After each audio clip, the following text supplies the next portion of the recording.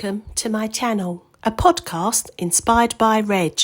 It's about Alzheimer's disease and all that comes with it. Today's topic, how can you continue to care for someone you love without becoming angry or losing your temper?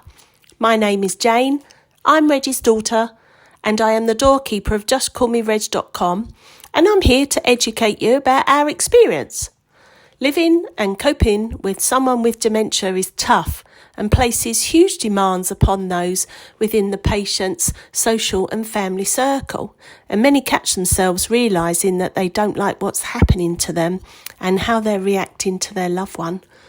Don't allow it all to get out of hand before you acknowledge you need a break or respite, because there's strength in being able to recognise you need help and support just as much as being able to identify what you need, and not to be misinterpreted as a weakness or that you've failed them in some way, because it's not true. It's nothing to feel ashamed about either. There's no shame in asking or reaching for help. It's actually a lovely quality to have. What may be useful to understand is to ensure you refrain from becoming a martyr, alienating everybody who cares about you.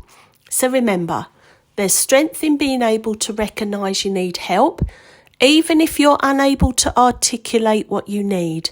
Or maybe you can, and it's important that you ask. One idea I'll share with you is to consider a sitter's service, so you can go out and regain your balance, even if that means just sitting in a coffee shop to get a new perspective on the situation and what's happening and unfolding at home. A sitter service could be a family member or a friend you trust, not necessarily a professional. That way, you would have peace of mind, they're being looked after, even if it's just for half an hour.